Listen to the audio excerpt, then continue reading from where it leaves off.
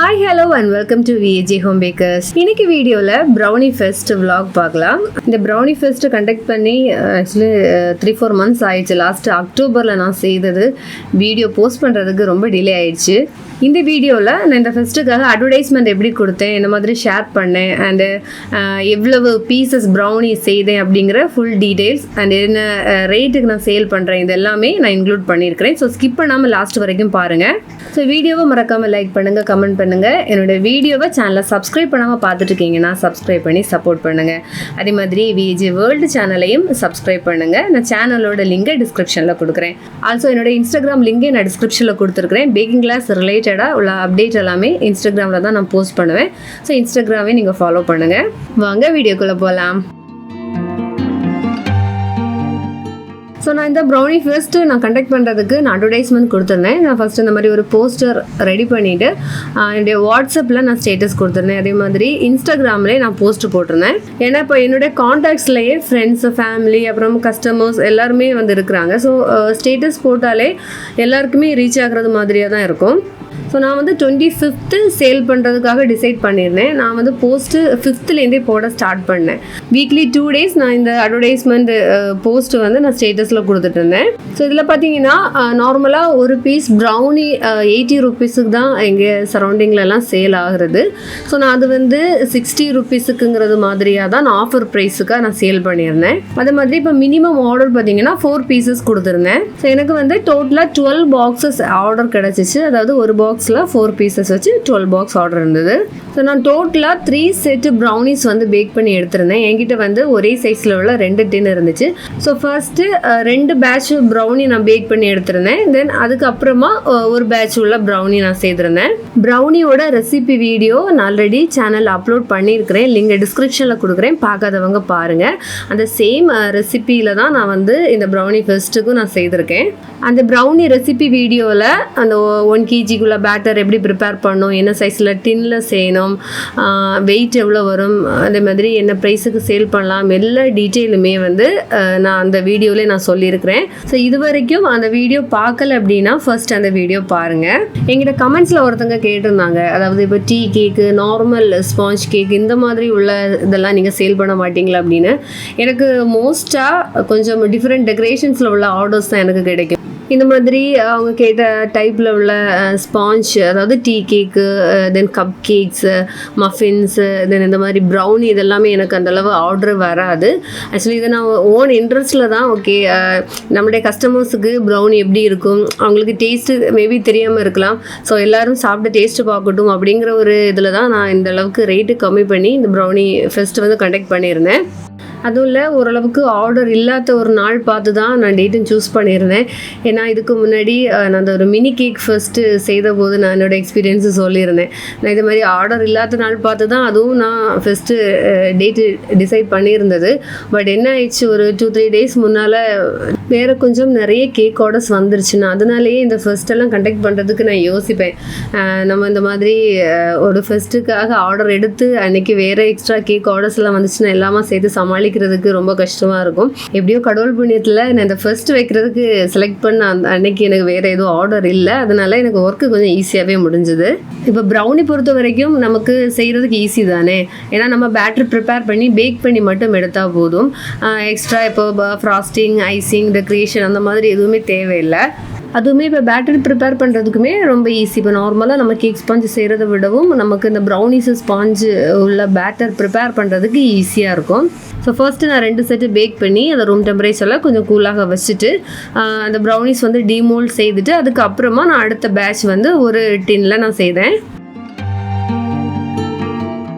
நான் already upload பண்ணியிருக்கிற brownie recipe video பார்த்தீங்கன்னா 1 kgக்குள்ளது. அதாவது இப்போ நான் 3 batches செய்தேன் இல்லையா, இதில் அந்த 1 batch எப்படி செய்யணுங்கிற அந்த ரெசிபி, அந்த டீட்டெயில்ஸ் தான் இருக்கும். ஸோ அந்த வீடியோவில் நான் சொல்லியிருக்கிற சேம் மெஷர்மெண்ட் வந்து நான் இப்போ இந்த ப்ரௌனி ஃபெஸ்ட்டுக்கு வந்து 3 batches செய்திருக்கிறேன், 3 set செய்திருக்கிறேன். ஸோ இதில் ஒரு செட்டில் பார்த்தீங்கன்னா 16 pieces வந்து கட் பண்ணி எடுக்கிறது மாதிரியாக தான் நான் செய்திருக்கேன். ஸோ அப்படி எனக்கு டோட்டலாக வந்து 12 box ஆர்டர் கிடச்சிச்சு. அப்போ எனக்கு கரெக்டாக கரெக்டாக 3 பேட்சஸ் செய்தால் பேலன்ஸ் எதுவுமே வராமல் கரெக்டாக சேல் பண்ணுறதுக்கு இருந்துச்சு. அதாவது 1 பாக்ஸுக்கு 4 பீஸ் வச்சு 12 பாக்ஸஸுக்கு 48 பீசஸ் வந்து நான் கரெக்டாக செய்து எடுத்தேன். ஸோ இந்த ப்ரௌனி ஆர்டர்ஸ் பார்த்தீங்கன்னா நான் 22 வரைக்கும் தான் ஆர்டர் எடுத்தேன். அது அந்த அட்வர்டைஸ்மெண்ட் போஸ்டர்லேயே நான் வந்து மென்ஷன் பண்ணியிருந்தேன். ஸோ இந்த மாதிரி ஒரு 2 டேஸுக்கு முன்னாலே ஆர்டர் ஸ்டாப் பண்ணால் மட்டும்தான் நமக்கு கரெக்டாக எவ்வளோ தேவை ஆர்டர் இருக்குது, எவ்வளவு இன்க்ரீடியன்ஸ் ரா மெட்டீரியல்ஸ் நமக்கு வாங்கணும் அப்படிங்கிறது ஒன்று கேல்குலேஷன் போட முடியும். ஸோ இந்த ப்ரௌனி டெலிவரி டேட் வந்து நான் 25th கொடுத்துருந்தேன். ஸோ அந்த ப்ரௌனிஸ் பார்த்தீங்கன்னா 24th மார்னிங் தான் செய்ய ஸ்டார்ட் பண்ணேன். இப்போ இதில் டோட்டலாக 3 செட் இருந்தாலும் நான் 2 பேட்சாக தான் செய்திருந்தேன். ஸோ மார்னிங் ஒரு 10 o'clock போல் நான் ஸ்டார்ட் பண்ணியிருந்தேன். ஸோ 2 o'clock போல் இந்த 2 செட்டு பேக்கிங் எல்லாமே முடிஞ்சு நான் கம்ப்ளீட்டாக கூலாக வச்சுட்டேன்.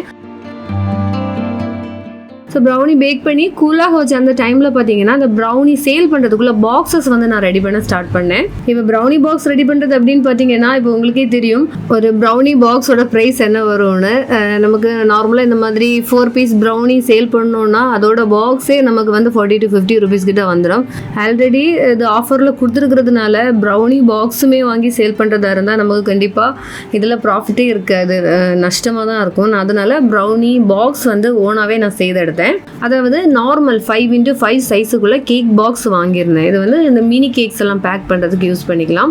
இந்த பாக்ஸ் வாங்கிட்டு இதோட அந்த டாப்பில் நம்ம க்ளோஸ் பண்ணுவோம் இல்லையா, அதில் வந்து ஒரு ஸ்கொயர் ஷேப்புக்கு வந்து கட் பண்ணி எடுத்துட்டு அதில் நார்மல் கிளாஸ் பாலித்தீன் ஷீட், அதாவது நம்ம கிஃப்ட் ரேப்பிங் எல்லாம் செய்வோம் இல்லையா, அந்த மாதிரி நார்மல் ஷீட் வாங்கி அதை வந்து அதை ஸ்கொயர் பீஸாக கட் பண்ணி அதில் பேஸ்ட் பண்ணி வச்சேன். ஸோ இப்போ இது பார்க்குறதுக்கு பார்த்தீங்கன்னா நமக்கு அந்த ஒரு ப்ரௌனி பாக்ஸ் மாதிரி அந்த விண்டோ பாக்ஸ் டைப்பில் கிடச்சிருச்சு இல்லையா. ஸோ ப்ரௌனிஸ் எல்லாமே கம்ப்ளீட்டாக கூல் ஆனதுக்கு அப்புறமா வந்து நான் அது பீஸ் போட ஆரம்பித்தேன். ஸோ ஆல்ரெடி சொன்னது மாதிரி அந்த ஒரு செட்டில் உள்ள அந்த ப்ரௌனி பார்த்தீங்கன்னா டோட்டலாக 16 பீசஸாக கட் பண்ணி எடுத்தேன். ஸோ லாஸ்ட்டாக இந்த ப்ரௌனி பீசஸுக்கு மேலே சாக்லேட் மெல்ட் பண்ணிவிட்டு இந்த மாதிரியே சிம்பிளாக லைன்ஸ் மாதிரியே போட்டு விட்டேன்.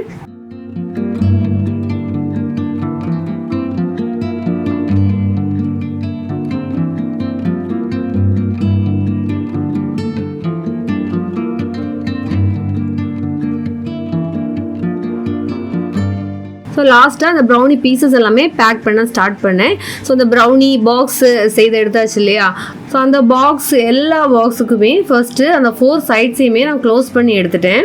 இந்த பாக்ஸோட சைட்ஸ் எல்லாம் க்ளோஸ் பண்ணுறதுக்கு என் பையனை சேர்ந்து எனக்கு ஹெல்ப் பண்ணி கொடுத்தான்.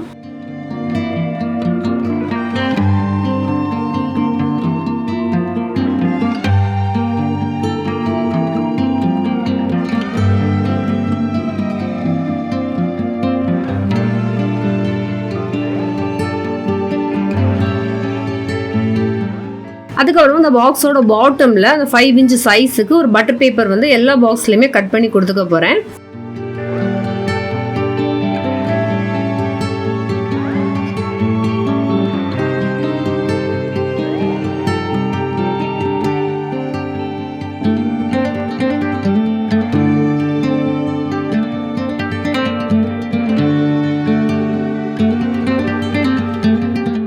ஸோ நெக்ஸ்ட்டு பார்த்தீங்கன்னா அந்த கட் பண்ணால் அந்த பட்டர் பேப்பர் எல்லாத்தையுமே அந்த 12 பாக்ஸஸோட பாட்டம்லேயுமே நான் எடுத்து வச்சேன்.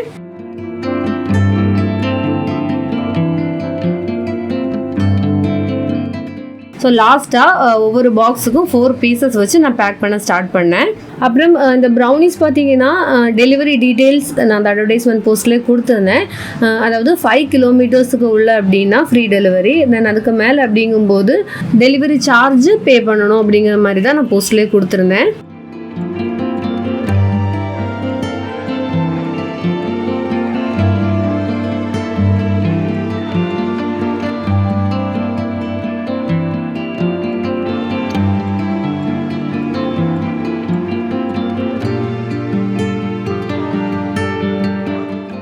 ஸோ அப்படி எல்லா ப்ரௌனிஸுமே இந்த 12 பாக்ஸஸுக்குள்ளாலையும் வச்சு முடிச்சாச்சு. ஸோ லாஸ்ட்டாக அந்த ப்ரௌனி பாக்ஸஸ் க்ளோஸ் பண்ணி இந்த சின்னதாக டேப்பும் போட்டு விட்டுட்டேன்.